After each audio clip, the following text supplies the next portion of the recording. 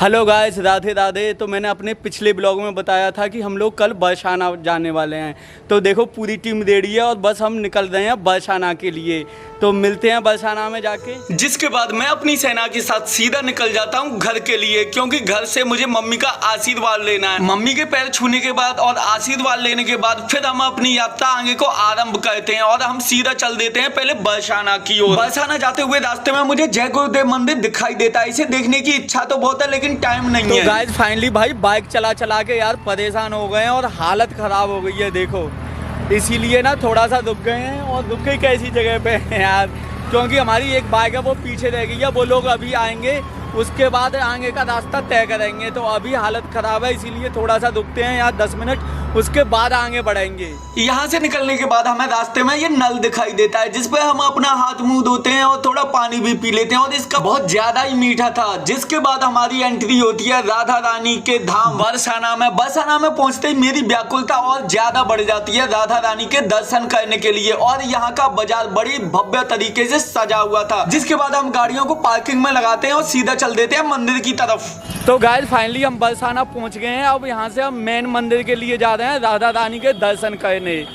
और यार बाजार ना बहुत क्राउड है, मुझे लगता है कि मंदिर पर बहुत ज्यादा क्राउड मिलने वाला है। तो चलो देखते हैं भाई कितना क्राउड है। अब राधा रानी के मंदिर पे पहुंचने से पहले अगर आपने अपने चेहरे पे श्री राधा नाम नहीं लिखवाया तो क्या ही लिखवाया। तो अब बिना देरी किए मेरी पूरी सेना अपने चेहरे पे राधा रानी का नाम लिखवाने में व्यस्त हो जाती है। जिसके बाद मेरा भी नंबर आता है और मैं भी श्री राधा नाम को अपने चेहरे पर धारण करता हूँ। मुझे किसी और का तो पता नहीं लेकिन मेरे लिए ये फीलिंग सबसे बेस्ट थी। राधा रानी का नाम लिखवाने के बाद मैं आगे बढ़ता हूँ और इन भैया के पास जाके एक पूजा की थाली ले लेता हूँ, क्योंकि अब टाइम है मेन मंदिर की तरफ चलने का। तो अब हम समय को ना व्यर्थ करते हुए सीधा आगे मंदिर की तरफ चल देते हैं और रास्ते में कुछ फोटो भी क्लिक करते हुए जाते हैं। अब हम मंदिर के पहले दरवाजे पर पहुंच जाते हैं जहां हमें श्री राधा नाम के दर्शन होते हैं और मुझे मेरे लड्डू गोपाल की एक प्यारी सी छवि देखने को मिलती है जिसे ये दीदी अपने सर पर धारण किए हुए हैं। मुझे तो लाल जी के दर्शन वृंदावन जाने से पहले ही हो गए, लेकिन जैसे ही मैं मंदिर पे पहुंचता हूँ मुझे एक बहुत बड़ा शौक लगता है। भाई इतना क्राउड था कि मैं दंग रह जाता हूँ। वहीं दूसरी तरफ मेरी नजर जाती है बरसाना गांव पे। भाई ये देखने में कितना प्यारा नजारा था, सच में दिल खुश हो गया। जहां मेरी श्री जी और लाल जी मिलते हो फिर उस धाम की तो बात ही अलग है। लेकिन क्राउड लगातार बढ़ता जा रहा था। अब मुझे चिंता होने लगी थी कि कैसे दर्शन हो पाएंगे, क्योंकि क्राउड बहुत ज्यादा था। जितना मैंने सोचा नहीं था उससे काफी ज्यादा था। जैसे ही मंदिर के पट खुलते हैं पूरा क्राउड आगे को बढ़ने लगता है और पूरा बरसाना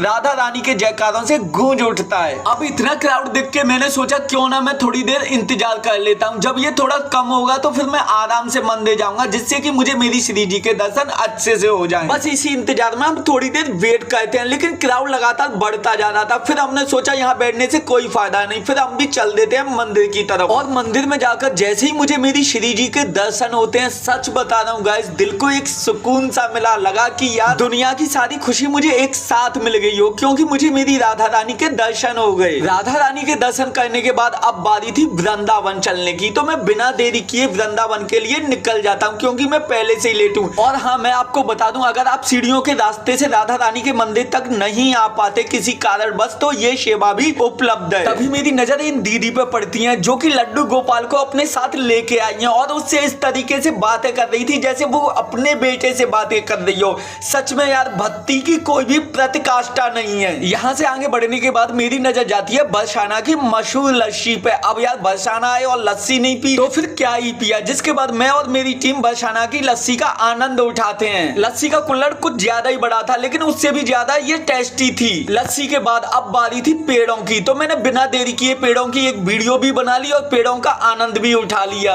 अब यहाँ पे ज्यादा टाइम ना गवाते हुए हम सीधा वृंदावन की तरफ निकल जाते हैं, क्योंकि मैं आपको बता दूं भाई हम पहले से बहुत लेट हैं। अब हमारी एंट्री होती है वृंदावन में, लेकिन वृंदावन पहुंचते पहुंचते हमें रात हो जाती है। अब हमारे आगे एक समस्या थी कि हम क्या देख सकते हैं, इस्कॉन टेम्पल और प्रेम मंदिर या फिर बांके बिहारी के दर्शन। लेकिन उससे पहले मुझे ये सरकार मिल जाते हैं। अगर आप वृंदावन आए हो और वृंदावन के बंदरों से नहीं मिले तो फिर क्या ही वृंदावन आए। जिसके बाद हम फैसला करते हैं कि पहले बांके बिहारी के दर्शन करते हैं, उसके बाद प्रेम मंदिर और इस्कॉन टेम्पल चलेंगे।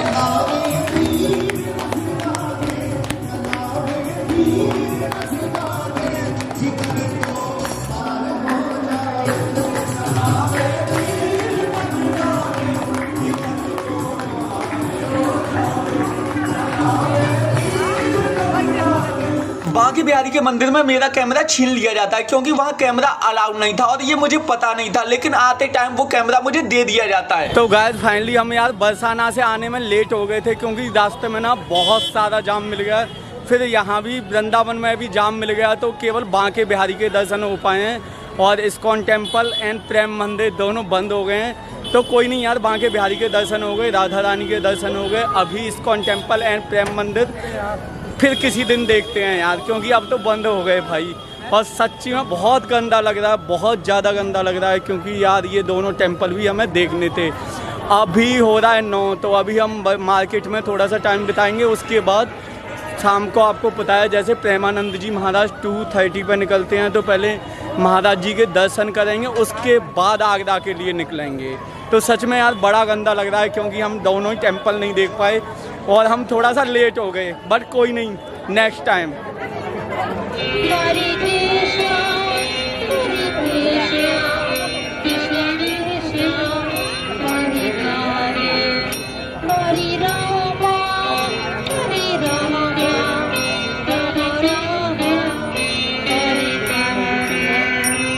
ये देखने के बाद मेरा दिल खुश हो जाता है। जहाँ एक तरफ कुछ भारतीयों को हरे कृष्णा हरे रामा कहने में शर्म आती है, वहीं फॉरेनर इसका गुणगान कर रहे हैं। इसके बाद मैं अपने लड्डू गोपाल का भोग मिश्री ले लेता हूँ, क्योंकि मुझसे मम्मी ने बोला था कि वापसी आते टाइम मिश्री लेके आनी है। अब मम्मी की आज्ञा है तो इसका पालन तो करना मेरा परम कर्तव्य है। रात काफी हो गई थी और हमने सुबह का खाना खाया था, तो भाई भूख लगी थी बहुत तेजी से, जिसके बाद हम पहुंच जाते हैं सीधा खाना खाने के लिए। और मैं कुछ पुण्य कमाने की कोशिश करता हूँ, लेकिन तब तक भैया हमारा खाना लेके आ जाते हैं। और ये देखने में जितना टेस्टी था उतना ही खाने में भी टेस्टी था। खाने को देखते ही मेरी सेना असली रूप में आ जाती है और बिना देरी किए इस पर टूट पड़ती है, उसमें मैं भी शामिल था। यहाँ से जाते जाते मुझे अपनी प्यास बुझानी थी, तो मैं लिम्का ले लेता हूँ। तो गाइस फाइनली यार हम थोड़ा सा दूर रुके थे क्योंकि बहुत ज़्यादा रश था, तो वृंदावन में नहीं रुके थे। जहाँ से प्रेमानंद जी महाराज निकलते हैं हम वहाँ से 2 किलोमीटर आगे रुके थे। तो अभी टाइम हो गया रात का 1 बज गया है और आपको पता है 2:30 पे प्रेमानंद जी महाराज निकलते हैं।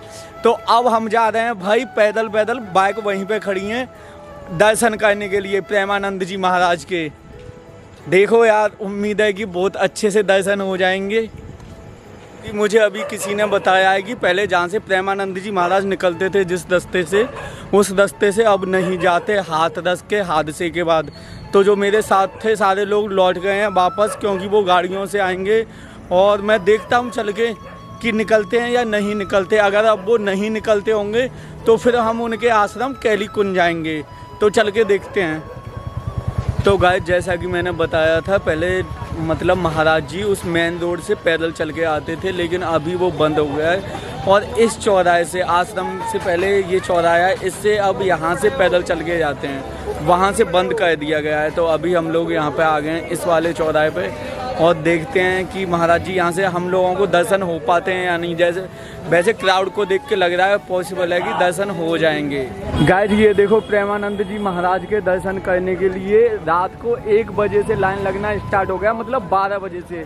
और अभी टाइमिंग चेंज हो गया है, पहले वो 2:30 पर आते थे, लेकिन अभी बताया जा रहा है कि वो 3 बजे या सुबह 4 बजे के टाइम पे निकलते हैं। और अभी से भक्तों का लाइन देखो लगना स्टार्ट हो गया है। जैसे ही मैं और आगे बढ़ता हूँ मैं देखता हूँ कि महाराज जी के आगमन की तैयारियां चल रही हैं और ये महाराज गुलाल से रंगोलियां बना रहे हैं। महाराज जी के आने से पहले सुरक्षा के पूरे इंतजाम किए जाते हैं, जिससे कि कोई भी व्यक्ति उनके पास तक ना पहुंच सके। इसी वजह से उनके आने से पहले ये रस्सियां बांधी जाती हैं और सभी भक्तों को बोल दिया जाता है कि कोई भी इस रस्सी को क्रॉस नहीं करेगा। जैसा कि आप देख ही सकते हो, ये महाराज जी भी उसी चीज का अनाउंस कर रहे हैं कि गुरु जी के आने पे कोई भी रस्सी के आगे नहीं आएगा। जैसे गुरु जी के आने की खबर मिलती है, सारे लोग फूलों से रंगोली बनाकर उनके स्वागत को और भी शानदार बना देते हैं और पूरा वृंदावन श्री राधा नाम के जयकारों से गूंज जाता है। अब मेरी उत्सुकता और बढ़ जाती है महाराज जी के दर्शन करने के लिए। और मैं आपको बता दूं, महाराज जी के आने से पहले ये उनके शिष्य कैमरे से सारा कुछ रिकॉर्ड करते हुए जाते हैं, क्योंकि आपको पता है उनके प्रवचन लाइव चलते हैं।